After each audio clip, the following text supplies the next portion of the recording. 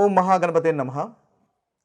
2026వ సంవత్సరము అంటే 2026 జనవరి నుంచి డిసెంబర్ వరకు నూతన ఆంగ్ల సంవత్సరంలో ద్వాదశ రాశుల వారికి ఎలాంటి ఫలితాలు కలుగుతున్నాయో చూద్దాము.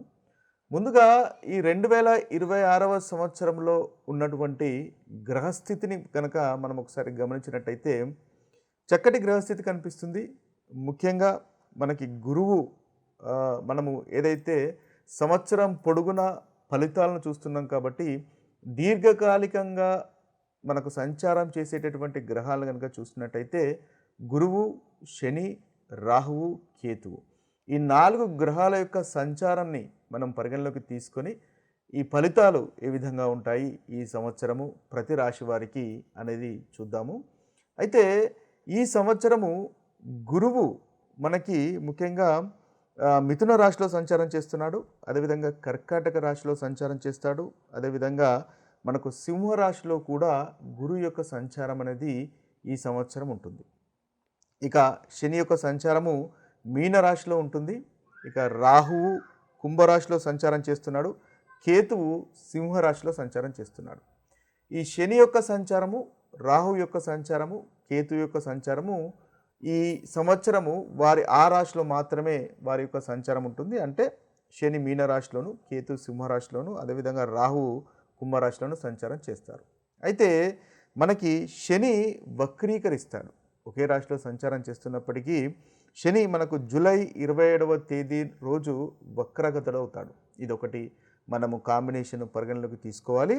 అదేవిధంగా మనకు గురువు కూడా మనకి ముఖ్యంగా చూసుకున్నట్టయితే గురువు కూడా వక్రీకరించి ఉన్నాడు. మార్చి 11th వరకు మనకు వక్రీకరించి మిథున రాశిలో ఉంటాడు. అయితే ఈ యొక్క గ్రహ సంచారాన్ని ఈ సంవత్సరం పొడుగున 3 భాగాలుగా మనము విభజించినట్టయితే జనవరి, మే వరకు ఒక భాగము, అదేవిధంగా మనకు జూను మాసంలో మనకు మార్పులు జరుగుతున్నాయి.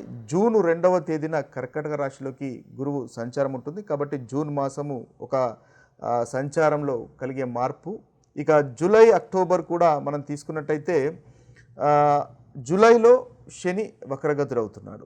ఇక అక్టోబర్ 31వ తేదీ గురువు మనకు సింహరాశిలో సంచారం చేస్తున్నాడు. అంటే మనకి అక్టోబర్ తర్వాత నుంచి అదేవిధంగా జనవరి, మే వరకు, జూను, తర్వాత జూలై నుంచి అక్టోబర్ వరకు ఇలా మనం విభజించుకుంటూ మనము ద్వాదశ రాశుల యొక్క ఫలితాలు ఈ సంవత్సరము ఏ విధంగా ఉంటాయో చూద్దాము.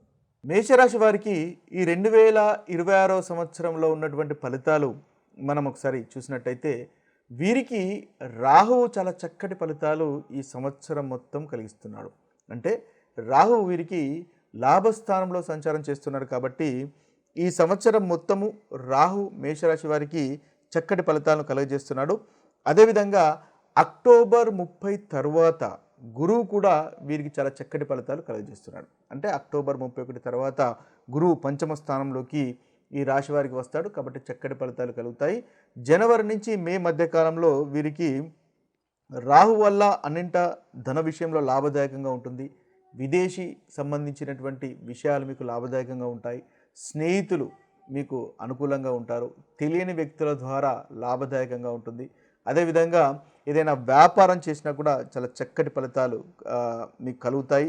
ప్రాపర్టీస్ను, ఆభరణాలు కొనేటటువంటి అవకాశం ఈ సంవత్సరం మీకు కనిపిస్తుంది. కుటుంబ సభ్యులతో ఆనందంగా గడుపుతారు. అదేవిధంగా మీ సంతానానికి కనుక మీరు వివాహం చేయాలనుకుంటే ఈ సంవత్సరం వారికి వివాహము చేసేటటువంటి అవకాశాలు మనకు ఎక్కువగా కనిపిస్తున్నాయి. భార్య కానీ మీ యొక్క భర్త కానీ ఆరోగ్య సమస్యలతో ఇబ్బంది పడుతున్నట్టయితే ఈ సంవత్సరము ఆరోగ్య సమస్యలు కుదుటపడేటటువంటి అవకాశాలు కూడా కనిపిస్తున్నాయి. ఇక అక్టోబర్ 31 తర్వాత రాహుగ్రహంతో పాటుగా మీకు గురుగ్రహం యొక్క సంచారం కూడా అనుకూలత అనేది పెరుగుతుంది. ఎప్పుడైతే గురువు 5వ స్థానంలోకి సంచారం చేస్తాడో మేషరాశి వారికి సింహరాశిలో సంచారం చేస్తాడో అప్పటి నుంచి వీరికి సంతానం లేని వారికి సంతానము కలిగేటటువంటి అవకాశాలు మనకు కనిపిస్తున్నాయి. అదేవిధంగా విద్యార్థులకు కూడా కేవలము చదువులోనే కాకుండా ఎక్స్ట్రా కరిక్యులర్ యాక్టివిటీస్లో కూడా చక్కటి ప్రతిభను వీరు అక్టోబర్ 31 తర్వాత చేసేటటువంటి అవకాశాలు కనిపిస్తున్నాయి. అక్టోబర్ 31 తరువాత గురువు కూడా ఈ రాహుగ్రహంతో మనకి సంచారంలో చక్కటి ఫలితాలు కలుగజేస్తున్నాడు. గురువు కూడా వీరికి అనుకూలమైనటువంటి ఫలితాలు ఇస్తాడు. అయితే సంతానం లేని వారికి సంతానం కలుగుతుంది. విద్యార్థులు కూడా చదువుతో పాటు ఎక్స్ట్రా కరికులం యాక్టివిటీస్లో కూడా చక్కటి ప్రతిభను కనబరుస్తారు. కొత్త కొత్త క్రియేటివిటీ ఐడియాస్ వస్తాయి. ఇంట్లో వివాహాది శుభకార్యాలు మీకు తప్పకుండా అక్టోబర్ 31 తర్వాత కలిగేటటువంటి అవకాశాలు మనకు అధికంగా గోచరిస్తున్నాయి. వృత్తిలో కూడా మీరు అనుకున్నటువంటి పనులు మీరు చేయగలుగుతారు. ప్రోగ్రెస్ ఉంటుంది. మీ యొక్క పై అధికారులు మిమ్మల్ని మీ యొక్క అభిప్రాయాలను పరిగణలోకి తీసుకుంటారు. చక్కటి ఫలితాలు మీరు పనిచేసే చోట కనిపిస్తున్నాయి. మంచి ఆభరణాలు, ఖరీదైన బట్టలు కొనుగోలు చేసేటటువంటి అవకాశాలు కూడా మనకు కనిపిస్తున్నాయి. తీర్థయాత్రలు లేదా ఏదైనా స్పిరిచువల్ ఆలయ సందర్శనాలు చేసేటటువంటి అవకాశాలు కూడా మనకు అక్టోబర్ 31 తర్వాత చాలా చక్కగా కనిపిస్తుంది. దంపతుల మధ్య కూడా సంతోషము, ఆనందం ఉంటుంది. కొత్త వాహనాలు కొనుగోలు చేసేటటువంటి అవకాశాలు కనిపిస్తున్నాయి. మీ యొక్క స్నేహితులు, బంధువులు కూడా సహాయ సహకారాలు అందిస్తారు. ఓవరాల్గా చూసినట్టయితే వీరికి రాహు మొత్తము ఈ యొక్క సంవత్సరం అంతయు చాలా చక్కటి ఫలితాలు కలుగజేస్తున్నాడు. అక్టోబర్ 31 తర్వాత గురువు కూడా వీరికి చాలా చక్కటి ఫలితాలు కలుగజేస్తున్నాడు. వీరితో పాటుగా జూలై నుంచి శని కూడా వక్రగతుడు అయినప్పుడు వీరికి దశమ స్థానంలో ఉన్నటువంటి వీరికి 12వ స్థానంలో ఉన్నటువంటి శని 11వ ఇంటి ఫలితాలు కూడా కలుగజేస్తాడు. కాబట్టి శని కూడా జూలై నుంచి వీరికి చక్కటి ఫలితాలే ఇస్తాడు అని చెప్పవచ్చు. శని వల్ల కూడా వీరికి చక్కటి ఫలితాలు కలుగుతాయి. ముఖ్యంగా ప్రమోషన్ లాంటివి రావడము, ధన రాబడి పెరగడము, ఆరోగ్యం బాగుంటుంది. ఎందువల్లంటే దశమాధిపతి కాబట్టి లాభస్థానంలో ఉంటాడు. కాబట్టి వృత్తికి సంబంధించినటువంటి విషయాల్లో మీరు పనిచేసే చోట కానీ, మీరు ఏదైతే జాబ్ చేస్తున్నా, వ్యాపారం చేస్తున్నా కూడా జూలై తర్వాత నుంచి కూడా చాలా చక్కటి ఫలితాలు మీకు దాదాపుగా శని వల్ల కూడా కలుగుతాయి. ఇవి ఓవరాల్గా ఈ సంవత్సరం మొత్తము ఈ రాశి వారికి ఉన్నటువంటి ఫలితాలు. అయితే కాస్త గురువు మొదటి భాగంలో అంతగా అనుకూలంగా లేడు కాబట్టి ధైర్యము తగ్గేటటువంటి అవకాశాలు కనిపిస్తాయి. అంటే మీకు ప్రస్తుతానికి 3వ స్థానంలో గురువు యొక్క సంచారం ఉంటుంది కాబట్టి మే వరకు కాస్త ధైర్యం తగ్గడం వల్ల మీరు అనుకున్నటువంటి పనులు చేయలేని పరిస్థితి ఏర్పడతాయి. కాబట్టి ఆత్మవిశ్వాసం పెంచుకొని ధైర్యంగా ముందుకు వెళ్ళడం వల్ల ఈ 2026వ సంవత్సరంలో మేషరాశి వారికి చక్కటి ఫలితాలు కలుగుతాయి. అయితే మనము ఈ రాశుల అన్నిటికీ ఈ యొక్క గ్రహాల యొక్క సంచారాన్ని ఆధారంగా చేసుకొని మనకు కలుగుతున్నటువంటి ప్రతికూలమైనటువంటి ఫలితాలు అధిగమించడానికి, మనకు కలుగుతున్నటువంటి చెడు ఫలితాలను పోగొట్టుకొని మంచి ఫలితాలను ఇంకా ఇంక్రీజ్ చేసుకోవడానికి పరిహారాలను కనుక చూసినట్టయితే మనం ముఖ్యంగా మేషరాశి, ధనస్సు రాశి, కన్యారాశి, మేషరాశి, ధనస్సు రాశి, కన్యారాశి ఈ 3 రాశులకు ఈ సంవత్సరము కేతుగ్రహము అంతగా అనుకూలంగా లేడు.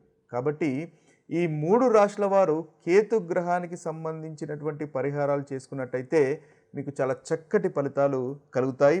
ముఖ్యంగా కేతుగ్రహం అంటే కేతు యొక్క మంత్రాన్ని మీరు ప్రతిరోజు పఠించవచ్చు. ఓం కెం కేతవాయ నమః అనేటటువంటి మంత్రాన్ని మీరు 108 సార్లు పఠించవచ్చు. లేదా ఓం శ్రాం శ్రీం శ్రౌం సహ కేతవాయ నమః అనేటటువంటి మంత్రాన్ని కూడా మీరు బీజ మంత్రాన్ని 108 సార్లు పఠించినట్టయితే చాలా చక్కటి ఫలితాలు మీకు కలుగుతాయి. అదేవిధంగా మంగళవారం కానీ, శనివారం కానీ ఒకవేళ మీకు ప్రతిరోజు కనుక కుదరకపోయినట్టయితే కనీసం మంగళవారము, శనివారము సాయంత్రము ఈ కేతుగ్రహ మంత్రాన్ని పఠించినట్టయితే ఈ సంవత్సరం మొత్తము కేతు వల్ల కలుగుతున్నటువంటి ప్రతికూలమైనటువంటి ఫలితాలు ఈ 3 రాశుల వారు అధిగమించగలుగుతారు. మేషరాశి, ధనస్సు రాశి, అదేవిధంగా కన్యారాశి. ఇక మిగతా రాశులు కనుక చూసినట్టయితే వృషభ రాశి, కర్కాటక రాశి, మకర రాశి, తులారాశి, మిథున రాశి. ఈ యొక్క 5 రాశుల వారు రాహు కేతువుల యొక్క మంత్రాన్ని పఠించినట్టయితే వీరికి చక్కటి ఫలితాలు కలుగుతాయి. అంటే ఈ సంవత్సరంలో ఈ రాశుల వారు రాహు యొక్క గ్రహానికి సంబంధించినటువంటి పరిహారాలు చేసుకోవాలి. అదేవిధంగా కేతుకు సంబంధించినటువంటి పరిహారాలు కూడా చేసుకోవాలి. అంటే ఈ 2 గ్రహాలు ఈ రాశుల వారికి అంతగా అనుకూలంగా లేవు. ముఖ్యంగా వృషభ రాశి వారికి, కర్కాటక రాశి వారికి, మకర రాశి వారికి, తులారాశి వారికి, మిథున రాశి వారికి. అయితే వీరు ముందుగా మనము చెప్పుకున్నట్టుగా కేతు మంత్రాన్ని, కేతు బీజ మంత్రాన్ని 108 సార్లు మంగళవారం కానీ శనివారం కానీ పఠించండి. ఓం శ్రాం శ్రీం శ్రౌం సహా కేతవేన్ నమః అనేటటువంటి మంత్రాన్ని పఠించినట్టయితే చక్కటి ఫలితాలు కలుగుతాయి. అదేవిధంగా ఈ రాశుల వారు ఈ సంవత్సరం పొడుగున గణపతిని ఆరాధించినట్టయితే ఈ కేతుగ్రహం వల్ల కలుగుతున్నటువంటి ప్రతికూలమైనటువంటి ఫలితాలు తొలగిపోయి అనుకూలమైనటువంటి ఫలితాలు కలుగుతాయి. అదేవిధంగా శివుడికి అభిషేకం చేసినా కూడా మనకు ఈ రాశి వారికి చక్కటి ఫలితాలు కలుగుతాయి. అయితే ఈ కేతుగ్రహంతో పాటుగా మనము రాహుగ్రహానికి సంబంధించినటువంటి పరిహారాలు కూడా చేసుకోవాలి. ముఖ్యంగా రాహుగ్రహం అంటే దుర్గామాతను కనుక ఈ రాశుల వారు ఈ సంవత్సరం ఆరాధించినట్టయితే చక్కటి ఫలితాలు కలుగుతాయి. అనుకున్నటువంటి మీకు పనులు నెరవేరుతాయి. ముఖ్యంగా రాహు యొక్క బీజమంత్రాన్ని కూడా మీరు పఠించవచ్చు.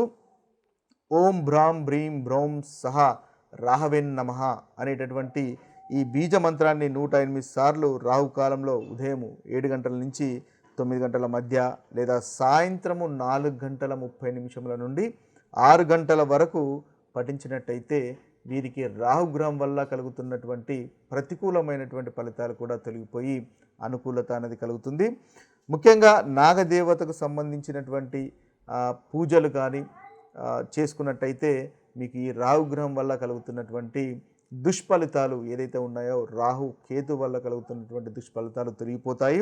అంతేకాకుండా శివునికి కూడా మీరు ఈ సంవత్సరం పొడుగున ఈ రాశుల వారు శివునికి సంబంధించినటువంటి పూజలు కనుక చేసుకున్నట్టయితే చక్కటి పరిహారాలుగా ఉపయోగపడతాయి. ఏదైతే ప్రతికూలమైనటువంటి ఫలితాలు ఉన్నాయో ఆ ప్రతికూలమైనటువంటి ఫలితాలు తొలగిపోతాయి. ఇక మనం చూసినట్టయితే సింహరాశి, వృశ్చిక రాశి, కుంభరాశి, మీనరాశి ఈ మిగిలిన 4 రాశులు సింహరాశి, వృశ్చిక రాశి, అదేవిధంగా కుంభరాశి, మీనరాశి ఈ 4 రాశుల వారు మాత్రము రాహువు, కేతువు, శని ఈ 3 గ్రహాల యొక్క పరిహారాలు చేసుకోవాల్సినటువంటి అవసరం ఉంటుంది. అంటే ఈ సంవత్సరం పొడుగున మీకు ఈ 3 గ్రహాలు దాదాపుగా అంతగా అనుకూలంగా లేవు. కాబట్టి ఈ ప్రతికూలమైనటువంటి ఫలితాలు తొలగిపోయి అనుకూలమైనటువంటి ఫలితాలు కలగడానికి ఈ 3 గ్రహాల యొక్క పరిహారాలు అనేది చేసుకోవడం ఉత్తమము. మనం ముందుగా చెప్పుకున్నట్టుగా ఈ రాహు పరిహారాలు, అదేవిధంగా రాహు బీజ మంత్రాలు, అదేవిధంగా కేతు బీజ మంత్రాలను పఠించండి. వాటితో పాటుగా శనికి సంబంధించినటువంటి పరిహారాలు కూడా చేసుకోవడము ఈ రాశుల వారికి అనుకూలంగా ఉంటుంది. ముఖ్యంగా శనీశ్వరుణ్ణి ఆరాధించండి ప్రతి శనివారము. తద్వారా చక్కటి ఫలితాలు ఈ 4 రాశుల వారికి కలుగుతాయి. ముఖ్యంగా ఓం శనిశ్చరాయ నమః, ఓం శం శనిశ్చరాయ నమః అనేటటువంటి మంత్రాన్ని మీకు వీలైన సార్లు మీరు జపించుకున్నట్టయితే ఈ 4 రాశుల వారికి పరిహారంగా ఉంటుంది. అదేవిధంగా నవగ్రహ శాంతి హోమాలు కూడా చేసుకోవడం వల్ల చక్కటి ఫలితాలు ఈ రాశుల వారికి కలుగుతాయి. శనిదేవునికి నల్లని నువ్వుల నూనెతో కనుక మీరు దీపం వెలిగించినట్టయితే ఈ సంవత్సరం పొడుగున ఈ రాశుల వారికి చక్కటి ఫలితాలు కలుగుతాయి. అదేవిధంగా బీదలకు కానీ లేని వారికి కానీ వస్త్రాలు దానం చేసినా కూడా మీకు చాలా చక్కటి ఫలితాలు కలుగుతాయి. అదేవిధంగా నాగదేవతకు పూజలు చేసినా కూడా మీకు ఈ రాశుల వారికి చక్కటి ఫలితాలు కలుగుతాయి. ఏదైతే ప్రతికూలమైనటువంటి ఫలితాలు ఉన్నాయో ఆ ప్రతికూలమైనటువంటి ఫలితాలు తొలగిపోతాయి. ఇవి స్థూలంగా మనకు 12 రాశుల వారికి ఉన్నటువంటి పరిహారాలు, ఈ సంవత్సరం చేసుకోవాల్సినటువంటి పరిహారాలు. మరొక వీడియోలో మరొక రాశి ఫలితాలతో కలుద్దాము. అంతవరకు సెలవు. సర్వే జన సుఖినో భవంతు. సర్వే సుజన సుఖినో భవంతు. నమస్తే.